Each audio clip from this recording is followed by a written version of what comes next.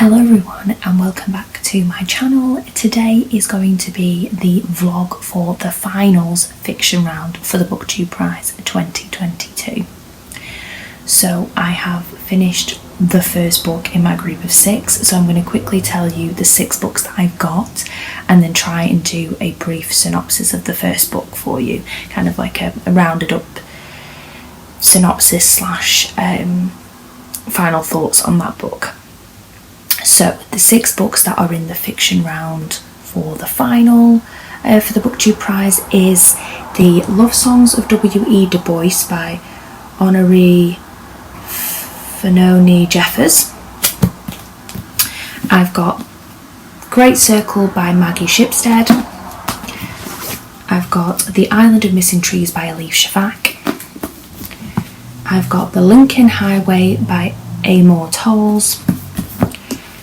I've got How Beautiful We Were by Mbolia Mbui, and I have The 5 Wounds by Kirsten Valdez Quaid. So I have just finished How Beautiful We Were, and this is quite a dense book, and I say that with a bit of a pinch of salt because these other books, like the Love Songs, Great Circle and The Lincoln Highway, are chunkers with really tiny font. So I am not for one second saying that this is the biggest one on the list, because it is absolutely not. But what I mean is it's really dense. The pages are really packed with text. If you can kind of see here, right to the top and bottom. And this was 360 pages, but the subject matter is really dense. This is a book that's really important and deals with really topical subject matter. It's very painful and difficult to read about in certain parts. But this is kind of a mix of 2 genres for me. This is kind of a sweeping historical fiction with kind of different elements thrown in. So this is kind of, I would call it a sweeping generational saga at the same time as being a historical fiction, which has a few cultural, spiritual elements that pertain to a lot of African literature stories. I find a lot of African novels talk about African culture, which naturally has an affiliation with a more spiritualistic type of culture than a European or American Christian-centric kind of story. And I really like those elements. So this mentions a lot about the spirit world and the belief that people within the village have medicinal magical powers, or can kind of look into the future, or those kind of mystical elements, which I enjoyed.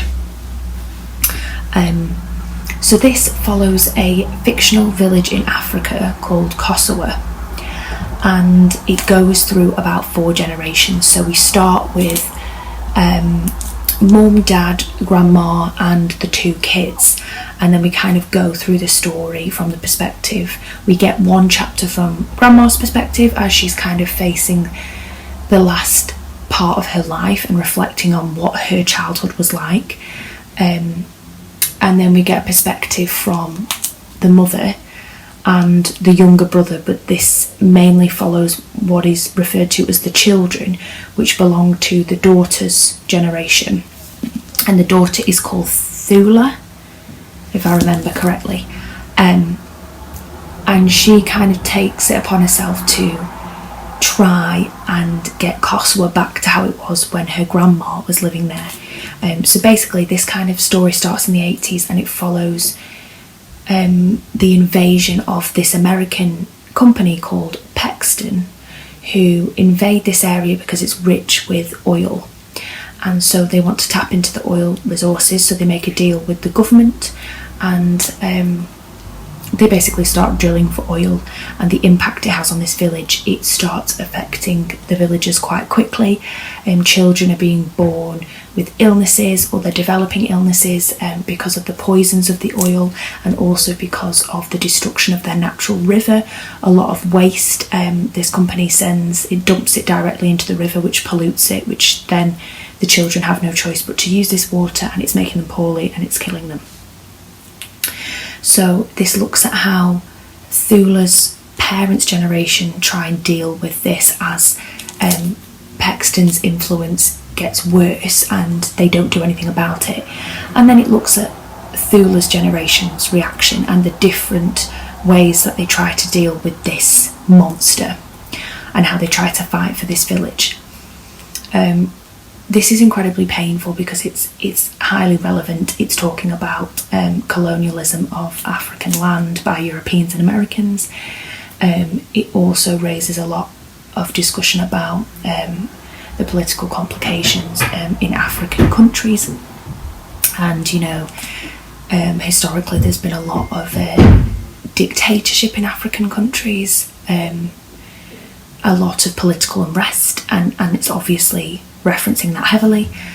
And it also raises a lot of questions about current environmentalism. We know a lot more now in 2022 than we did in the 70s and 80s about the destruction we're causing to our own planet.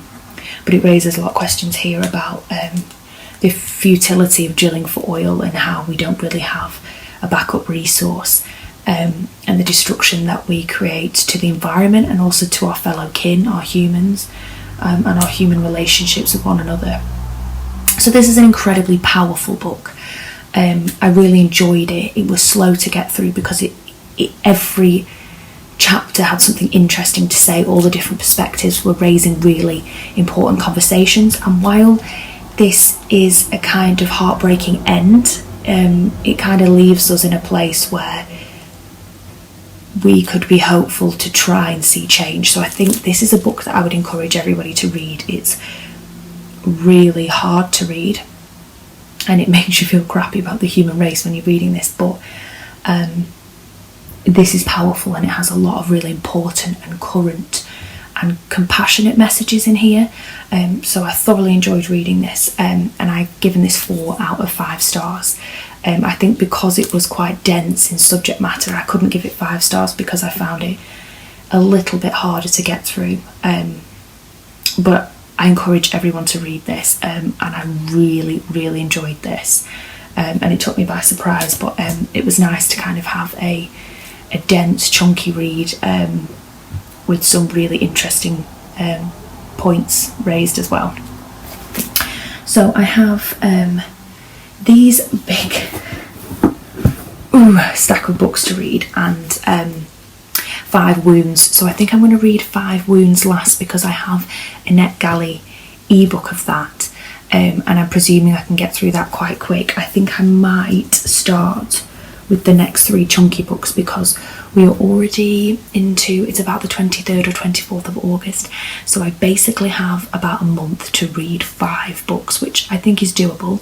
But I have a lot of books that I also want to read because I'm kind of on a university break till the end of September.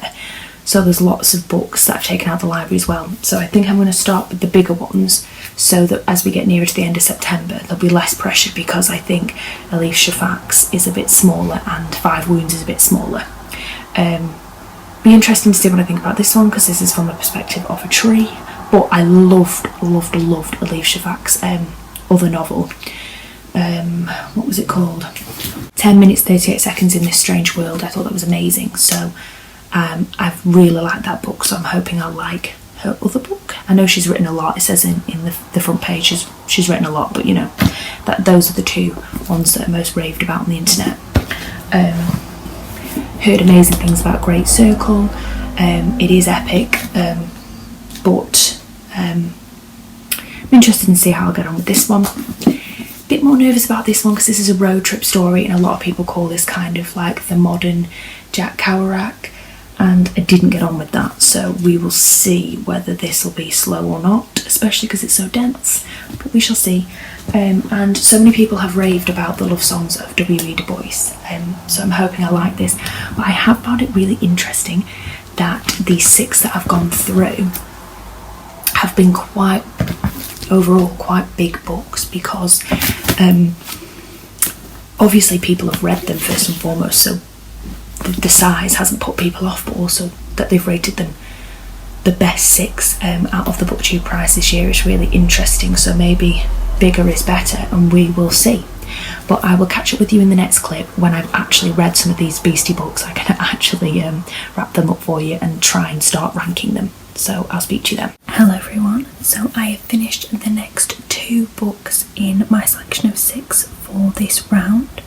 So the next book that I have read is The Great Circle by Maggie Shipstead. So this follows multiple different stories that eventually converge. We have 2 main storylines that, while they don't connect by the characters in the 2 storylines meeting, they connect because the later in time storyline, the more recent storyline, we end up having a character that individual meets that kind of helps connect the story round. So all of these stories kind of interlock into each other in a wide circle, hence the title Great Circle. So the main storyline is focused on Marion, who is a female pilot who ends up in the 1950s doing a great flight across the world, and she eventually goes missing, and we kind of don't know what happens to her. But we have the story linking all the way from her parents, and then how she ends up living with her uncle and her twin brother in America, and then how the people that she meets in that part of her life kind of come back at different points, and how we get to where she becomes a pilot and when she does her excursion, and then we don't know what happens from there. Well, the more you read, the more you do find out what happens. And then we have a second storyline that focuses on Hadley, which is in kind of 2000s, 2010s, modern day storyline, and she has been asked to be the actress in a film adaptation that they're doing on Marion's life. And she meets a character that helps kind of connect some of the dots about Marion's family life. So I thought this was really ambitious in its structure and style, and it was done in a really clever way.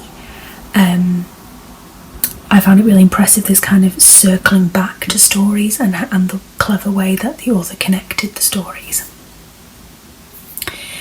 I did find that the Hadley storyline just wasn't as interesting to me as Marion's storyline. There kind of was fractured different storylines within Marion's that kind of interconnect when we learn her uncle's story and her brother's story connect back to hers. And I found those equally as interesting as Marion, and it allowed for an overall development of those key elements of her story. But Hadley had this kind of celebrity arrogance that I just really didn't enjoy. So a lot of her storyline was taken up with salacious stories of people she'd slept with, and her celebrity boyfriend she cheated on, and drinking and drug culture, and trying to get back into films. And personally, I found that I really don't like celebrity focused fiction. I really didn't like Daisy Jones and the Six and the Opal and Nev book either. They focused a lot on rehashing, kind of getting into fame and drugs and drink and falling out, and I found that quite tedious. So I didn't care about Hadley's storyline, didn't care about her development. I kind of wish that her story had almost not been in the book, and it might have made it a more stronger historical fiction.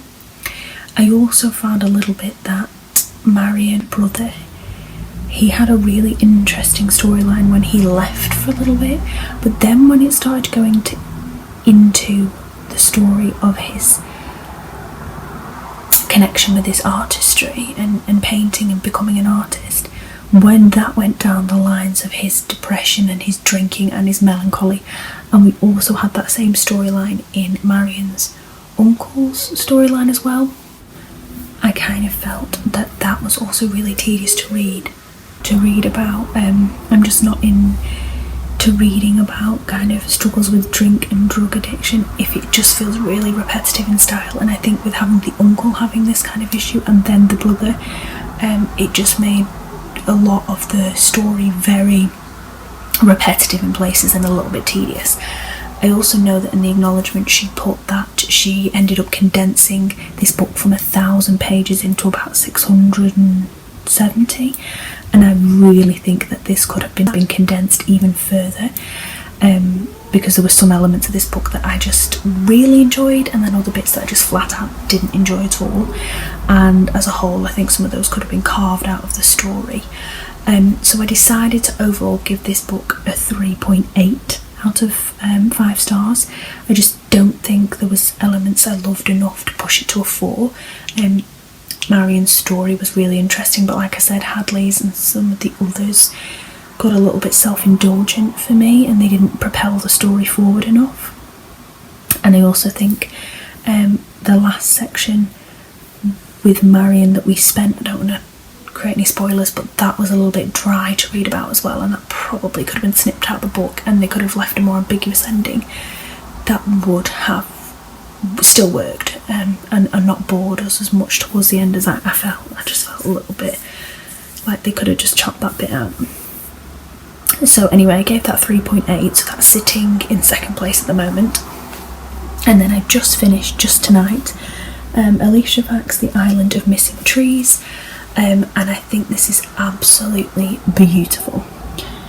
So this follows a family, a man and a woman. So the woman is Turkish Cypriot and the man is Greek Cypriot, and they both fall in love while in Cyprus, and then they leave and start a life in London, and she doesn't realise at the time but she's pregnant.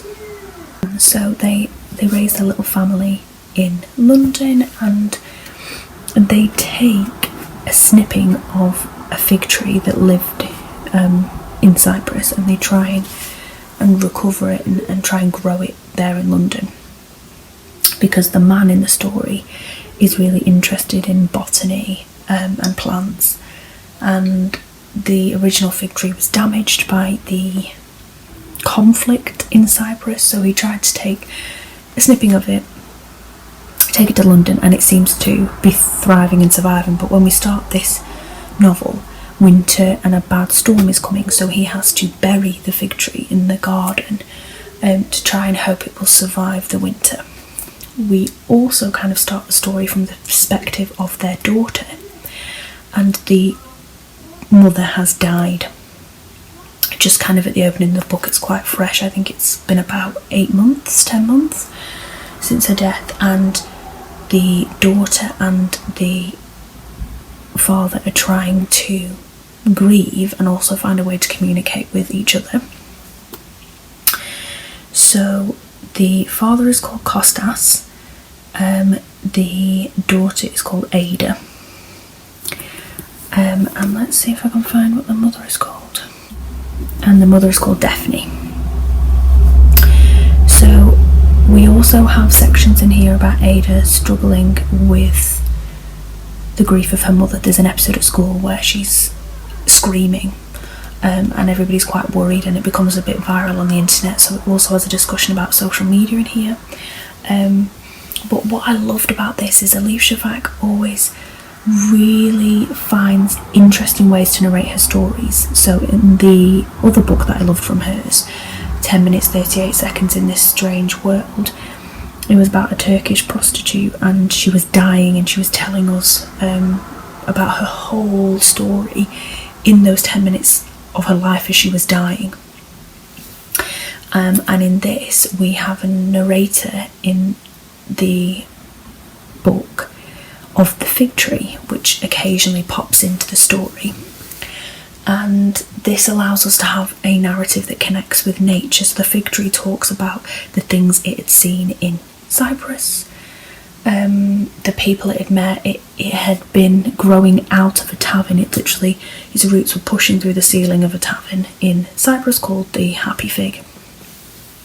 And so there was a whole host of characters that the two individuals, Kostos and Daphne, met when they were there, and then when the conflict ripped through the country, they were a witness to it. So it does have that magical realism element in the fact that obviously this tree talks to other plants and animals, and it reflects on grief, and it talks about intergenerational grief of animals, plants and humans.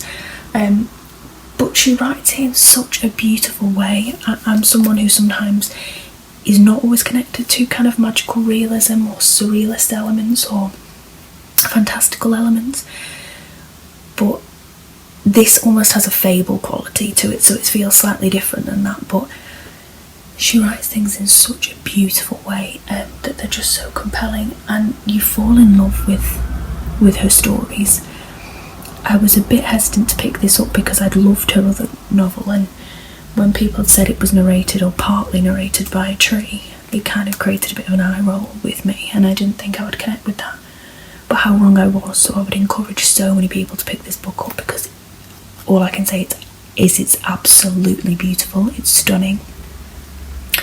The conversation and the story that it's trying to raise about the conflict in Cyprus, about this kind of Romeo and Juliet of two different places and two different cultures, the Turkish and the Greek clashing, but also people are falling in love and people are losing family members, and the country is being carved up in military involvement from the British as well. It talks about a story that is not as well documented, particularly in British schools and British history. This is something that we shy away from, but we are also connected to it by our involvement there. It's a very sad history, but it's one that Elif Shafak's raising in a beautiful way, and while it raised a lot of other things, social media, climate change, nature, how we treat the world around us, the trees, the ants, the plants, the mice, the bees, fellow humans. It kind of has a philosophical element to it as well, but just so compelling. The character development was great. I just can't fault it. I think it was really, really, really strong. And I'd highly recommend it. So I've decided to give it 4 out of 5 stars, like How Beautiful We Were. So they're both 4 stars. I'm so glad I've read both of them. I think they can't get higher purely because for me a 5 stars are very gut reaction, and I very rarely give 5 stars. That's not to detract from these 2 books. These are amazing books, but I have to feel a 5 star, and with this one, because I think it's exactly the same to me as How Beautiful We Were, and I put that as a 4 star, I'm quite happy to also put this as a 4 star. So that's why my ranking has kind of worked with that. In terms of ranking these 2 together though, that's where it's become extremely hard, because to me these are exactly the same quality, and if you read one of these and enjoy it, I would highly recommend you read the other one. I just think they're both beautifully written, with gorgeous stories that are poignant, that can be funny, that are sad, that are philosophical, that will stay with you. So what I've decided, and it's not made that much sense in my head, but I have to make a decision and I have to rank them against each other, is I've decided to put How Beautiful We Were above this, purely because I don't think it's a story that I've read as much of. I think there is a lot of resources about the Cypriot conflict, fiction and non-fiction, that you can access, and I hope this book raises a lot more awareness of that. But I think this is a story that I was kind of familiar with going into, but How Beautiful We Were is a fictional place, but I found that this story wasn't one I'd quite heard before, about the impact of kind of, we hear a lot about, you know, American conglomerates taking over oil in places like areas like Africa and the Middle East and places like that, but I thought it was powerfully done how it talked about a kind of fictional village and the impact of generations on the decision of the Americans to come in and take the oil. And it's something I hadn't read before, and that's purely the only reason why I'm going to put it a hair's width above this one, because I'd like to raise more awareness for that book. And I think I'd not heard of that author before, and I think Elif Shafak I have heard of. I've loved every book, and I do want to go through her backlist at some point, but I feel like this will be more on people's radar anyway, particularly with it being shortlisted for the Women's Prize this year, and shortlisted for the Costa Award as well. So but yeah, so I've decided that How Beautiful We Were is in number 1 spot, the first position at the moment. In second is The Island of Missing Trees by Elif Shafak, and in third position is Great Circle by Maggie Shipstead. I still have to read The Five Wounds by Kirsten Valdez Quaid.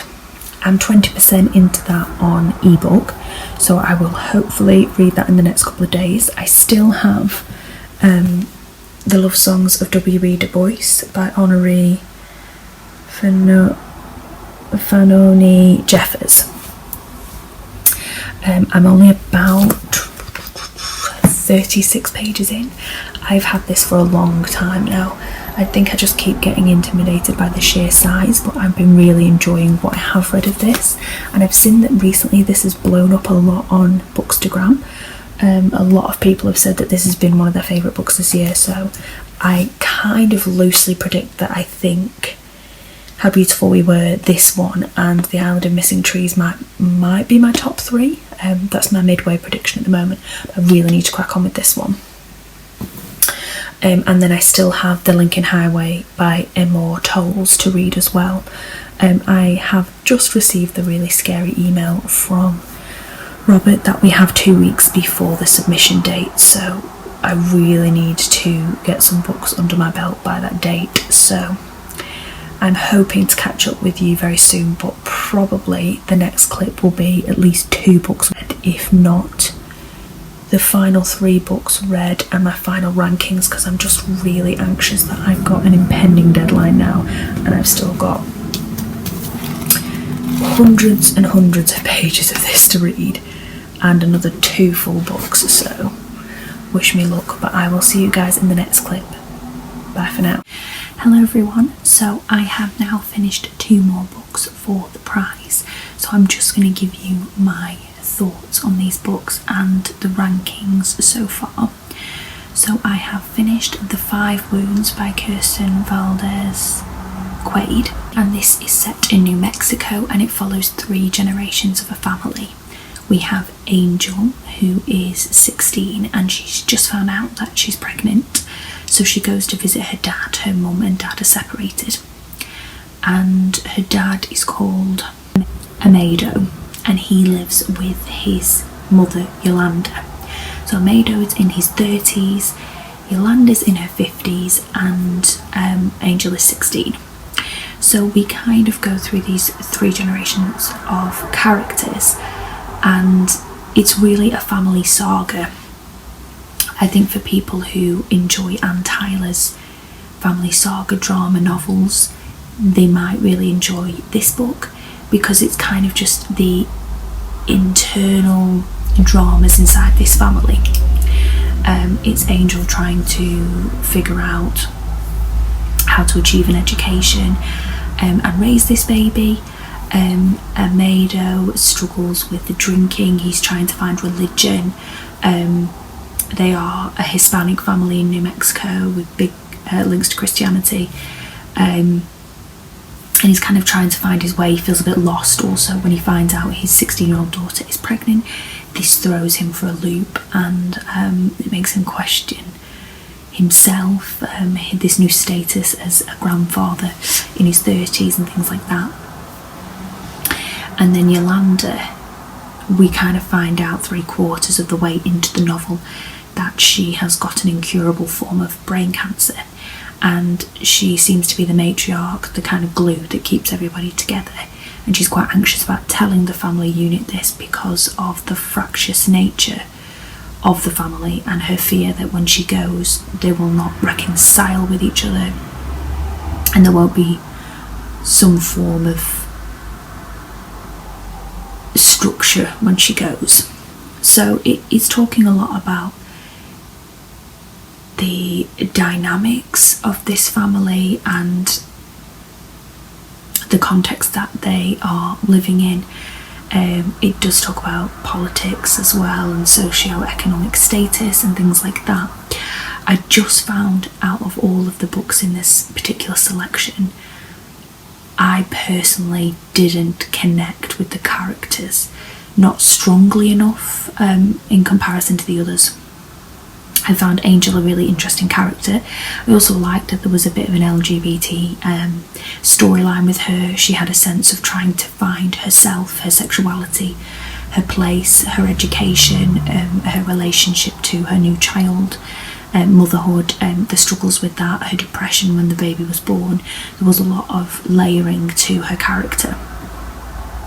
But I think the other characters didn't seem to connect, and considering we heard parts of the story from different perspectives, particularly Mado's storyline was pretty dull. There is kind of a twist that involves him near the end that I didn't... It was meant to evoke a kind of deep sadness and a kind of one of those moments in life where things could have gone completely differently, and because I wasn't connected enough to his character, I just didn't feel the emotional impact I was expected to as a reader. And Yolanda had an interesting character, but then obviously half of the novel she's kind of slowly getting written out, so I don't actually have a lot to say in particular about this book because I just found that I don't think it's one I'm going to remember in the next few months. The writing was lovely, and I probably will read anything else the author writes if it has an intriguing synopsis, because this is a debut and I think there's a lot of potential with the writing style. I can't really criticise the author, I just think that there was a disconnect between me and this book and I just couldn't find that emotional connection. So yeah, I don't think I'll remember it in the next few months, but there wasn't anything explicitly wrong with it, but I'm just finding that I don't have many plot points to really discuss with you. So I decided to give it 3 out of 5 stars because there was nothing intrinsically wrong with it. I think anything less than a 3-star in my ranking system is something that's just poorly written or inadequate.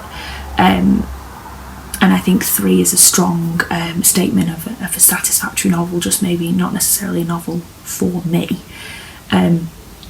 So I'm going to stop the rambling there. Yeah, it's a rating of 3 out of 5 stars. Nothing wrong with it, just didn't blow my socks off. And then I've literally just finished The Love Songs of W.E. Bois by Honorée Fanoni Jeffers. And this is literally 800 pages, so this has taken me so long to read. But as I predicted in my last clip, this is being bumped straight up to first position. I'm giving this 4.8 out of 5 stars because I think it's more than a 4.5, but I'm a little bit hesitant to give it 5 stars. I don't particularly know why. It's just a gut reaction at this moment in time.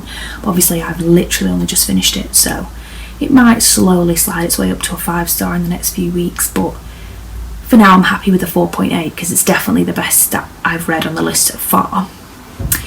The first couple of chapters of this book gave me a lot of similar vibes to the other book on this list, How Beautiful We Were, because it's kind of set right at the beginning in America, in Georgia and Savannah, right when Creek and Cherokee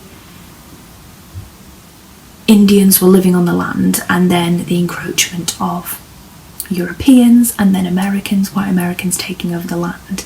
So we go through an excessive amount of generational stories.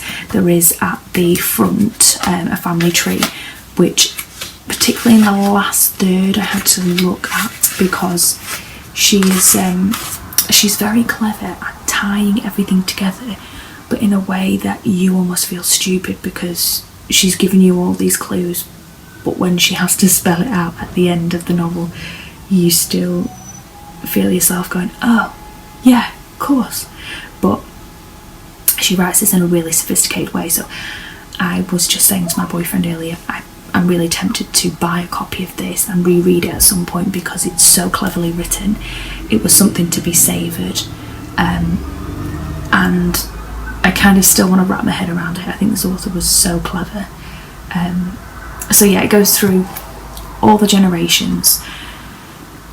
So we kind of go backwards and forwards in time, because there's 2 different timelines, and we start in the main present day timeline, which focuses on Ailey Garfield and her family, and her great uncle Root and their relationship, and her other family characters, and we kind of link back from her family all the way to kind of the beginning of the novel. So the 2 storylines converge and connect at the end, and we kind of fill in the blanks of the whole family tree, from the Samuel Pritchard taking over this piece of land, all the way from his direct descendants that go down to Ailey.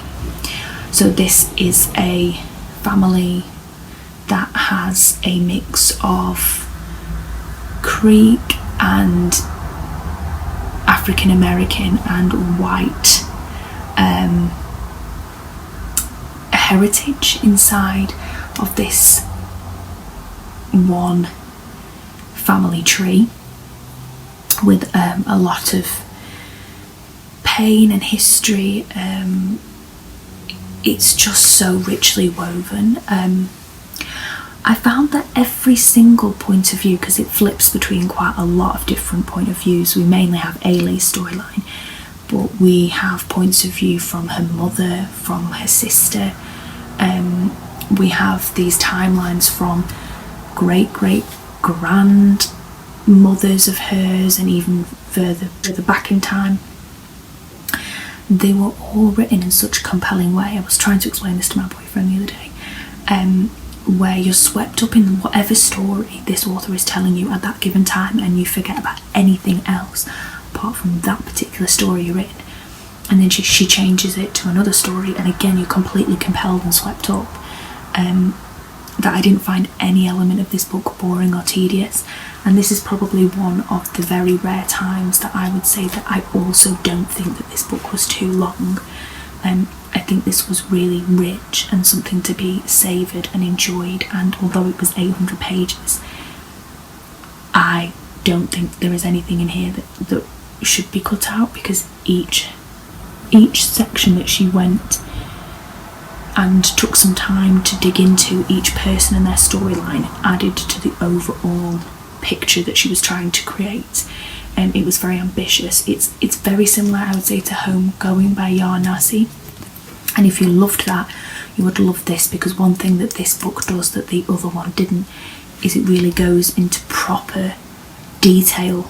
I think Homegoing kind of touched upon other people's storylines within those 2 family trees, but this goes into lots of detail. And if you like a lot of detail and patching all these stories up, and every kind of question from somebody's timeline that wasn't answered or you wanted to know about eventually gets addressed in somebody else's, so you feel like you have a really rich and satisfying mosaic of this family tree. I just think it was exceptional. I think anything else she writes will be incredible. So much research has gone into this. You can tell she is so connected to these characters. I feel like a lot of her character must be in Ailey as well. Her interest in archivism and history, because Ailey ends up becoming kind of a historian and taking a lead from Uncle Root and hearing all these stories. it's just beautiful, and I do think it's something that I would like to go back to at some point, because I've never quite read anything like this, as ambitious as this, as flawless as this. Just an incredible reading experience. So anyway, I gave this 4.8 out of 5 stars, and like I said, it's gone straight to the top of the list. So at the moment, this is in number 1. Number 2 is How Beautiful We Were. Number 3 is The Island of Missing Trees. Number 4 is The Great Circle. And number 5 at the moment is The 5 Wounds. I still have The Lincoln Highway by Amor Towles to finish. I'm going on holiday to Rome for a few days tomorrow, for about 4 days, so I'm taking it on the plane with me. So I am hoping that I'll be able to finish it by the date of the 30th. We are currently on the 27th, so it's going to be very, very tight. So I might film my thoughts of that book when I'm back, and the ballot might already be in. I kind of am loosely predicting that might go to the bottom of the list anyway, because it doesn't seem like my kind of book, but we will see. But obviously I'll give you my thoughts, but it might be after I've already put the ballot in, because I don't want to waste any time with Robert and him collating all the data. So I have about 3 days to get it in for, but I've got a 2.5 hour plane journey tomorrow, and I'll have a bit of time in the evening to read it. And also it's not quite as long as the W.E.B book that just took me so long to finish, so that's really stunted some of my reading. But yeah, I'll fill you in on that. I'll get my ballot done, and then that's all my rankings done, and then we can find out together who is the winner for the final. So I will talk to you again in my final clip when I finish the final book and my final rankings. So bye for now. Hello everyone, so I am just going to do my final rankings and the last little section of this vlog, in which I tell you my thoughts of the final book for the fiction finals round, which was The Lincoln Highway by Amor Towles. So I am now back from Italy, and I read this and finished it while I was out there and did my final ballot. So in the end, I've put this in 5th out of 6th place, and I would probably put it between a 2.5 and a 3. Maybe I'll put it at 3, because I put The 5 Wounds as a 3 also, and I've put this in position 5 as opposed to position 6, so I put it 1 up from The 5 Wounds.